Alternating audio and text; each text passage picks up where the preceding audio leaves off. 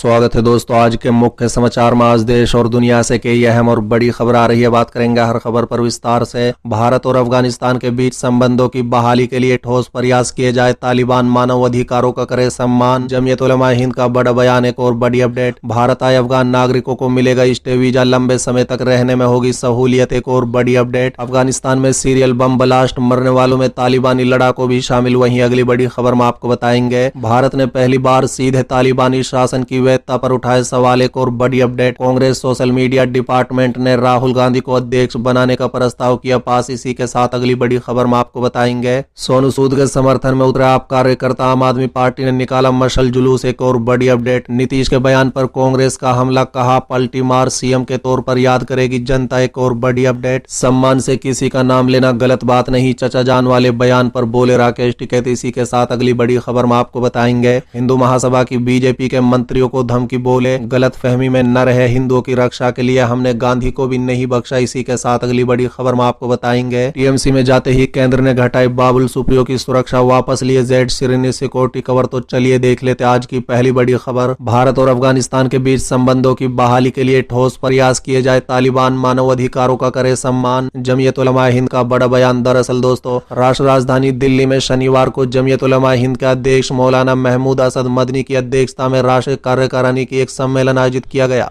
बता दें कि इस सम्मेलन में देश की मौजूदा परिस्थितियों, अफगानिस्तान की वर्तमान राजनीतिक स्थितियों, समाज सुधार, किसान आंदोलन और दूसरे महत्वपूर्ण कौमी विषयों पर विस्तार से विचार विमर्श किया गया। चलिए अगली खबर, भारत आए अफगान नागरिकों को मिलेगा स्टे वीजा, लंबे समय तक रहने में होगी सहूलियत। दरअसल दोस्तों, अफगानिस्तान की बदली परिस्थितियों में भारत आए और यहां पहले से मौजूद अफगान नागरिकों को गृह मंत्रालय स्टे वीजा देगा। बता दें कि इससे ये लोग लंबे समय तक भारत में रह सकेंगे।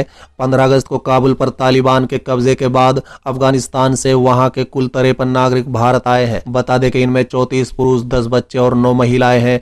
भारत आए अफगान नागरिकों में 28 मुस्लिम जबकि बाकी 25 सिख हैं। बता दें कि अफगानिस्तान में तालिबान के हमले के बाद भारत आए अफगान नागरिकों को पहले ही इमरजेंसी एक्स मिसलेनियस वीजा दिया गया था। ये वीजा विदेशी नागरिकों को भारत में 6 महीना तक रहने की अनुमति देता है। गृह मंत्रालय के अधिकारियों ने बताया है कि अफगान नागरिकों को मिले इन वीजा को अब बदलकर स्टे वीजा कर दिया गया है। फिलहाल स्टे वीजा के आधार पर अफगान नागरिक 1 साल तक भारत में रह सकेंगे। बता दें कि इसको बाद में बढ़ाया भी जा सकता है। चलिए अगली खबर, अफगानिस्तान में सीरियल बम ब्लास्ट, मरने वालों में तालिबानी लड़ाकों भी शामिल। दरअसल दोस्तों, अफगानिस्तान के जलालाबाद में शनिवार को सीरियल बम ब्लास्ट में 3 लोगों की मौत की खबर है। तालिबान के अधिकारियों के मुताबिक इसमें 20 घायल भी हुए हैं। बम धमाके तालिबान की गाड़ी को निशाना बनाकर किए गए थे।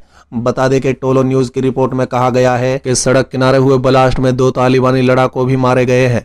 जलालाबाद ब्लास्ट की किसी ने जिम्मेदारी नहीं ली है। हालांकि पूर्वी अफगानिस्तान इस्लामिक स्टेट से जुड़े एक समूह का गढ़ है और वो तालिबान को अपना दुश्मन मानता है। चलिए अगली खबर, भारत ने पहली बार सीधे तालिबानी शासन की वैधता पर उठाए सवाल। दरअसल दोस्तों, भारत ने पहली बार सीधे तालिबान पर तालिबानी शासन की वैधता पर सवाल उठाया है। बता दें कि शुक्रवार को वीडियो लिंक द्वारा अफगानिस्तान मुद्दे पर प्रधानमंत्री नरेंद्र मोदी ने कहा है कि अफगानिस्तान में सत्ता परिवर्तन समावेशी नहीं है और बिना समझौते के हुआ है।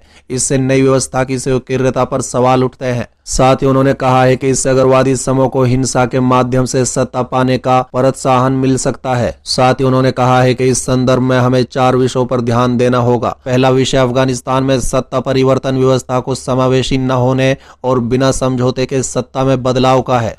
चलिए अगली खबर, कांग्रेस सोशल मीडिया डिपार्टमेंट ने राहुल गांधी को अध्यक्ष बनाने का किया प्रस्ताव पास। दरअसल दोस्तों, राहुल गांधी को एक बार फिर से कांग्रेस का अध्यक्ष बनाने की मांग पार्टी के भीतर उठने लगी है। बता दें कि कांग्रेस सोशल मीडिया विभाग की ओर से प्रस्ताव पास किया गया है जिसमें राहुल गांधी को पार्टी का अध्यक्ष बनाए जाने की बात कही गई है। बता दें कि इस प्रस्ताव में कहा गया है कि राहुल गांधी को जल्द से जल्द पार्टी का अध्यक्ष पद की जिम्मेदारी संभाल लेनी चाहिए। इसके अलावा कांग्रेस के शेड्यूल कास्ट डिपार्टमेंट ने भी शुक्रवार को राहुल गांधी को पार्टी का अध्यक्ष बनाए जाने का प्रस्ताव पास किया था। बता दें कि कांग्रेस के तकरीबन हर खेमे से मांग उठने लगी है कि अब राहुल गांधी को पार्टी का अध्यक्ष पद की जिम्मेदारी सौंप दी जाए।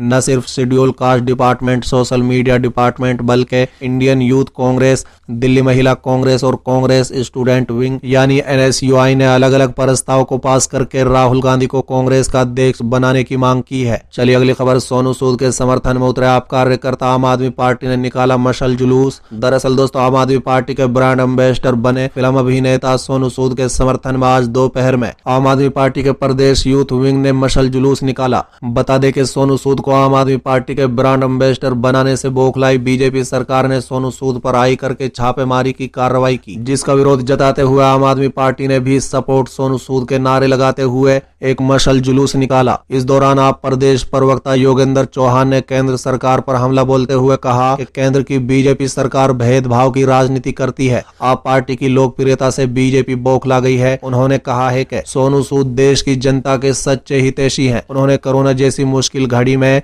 उन सभी जरूरतमंद लोगों की मदद पहुंचाई जिनके पास मदद का कोई साधन नहीं था। चलिए अगली खबर, नीतीश कुमार के बयान पर कांग्रेस का हमला, कहा पलटी मार सीएम के तौर पर याद करेगी जनता। दरअसल दोस्तों प्रधानमंत्री नरेंद्र मोदी के जन्म दिवस पर आयोजित एक कार्यक्रम के दौरान मुख्यमंत्री नीतीश कुमार ने कहा है कि जो कार्य उन्होंने किए हैं उसे आने वाले समय में लोग जरूर याद करेंगे। बता दें कि सीएम के इस बयान के बाद प्रदेश में राजनीति तेज हो गई है।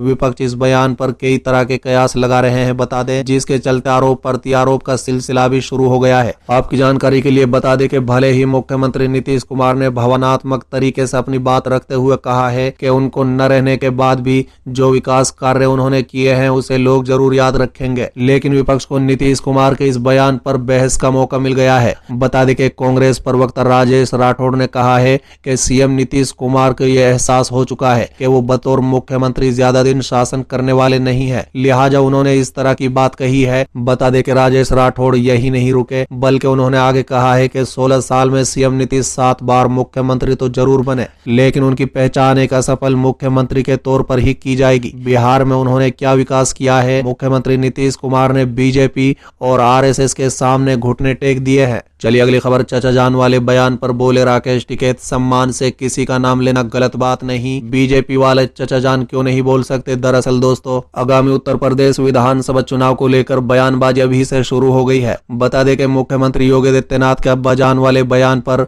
विवाद अभी थमा नहीं था कि भारतीय किसान यूनियन के प्रवक्ता और किसान नेता राकेश टिकैत ने एआईएमआईएम प्रमुख असदुद्दीन ओवैसी को बीजेपी का चचा जान बताया है। उन्होंने कहा है कि यूपी चुनाव में बीजेपी को कोई दिक्कत नहीं आएगी क्योंकि उनके चचा जान यूपी में आ चुके हैं। बता दें कि अब राकेश टिकैत ने अपने बयान पर एक बार फिर से प्रतिक्रिया दी है।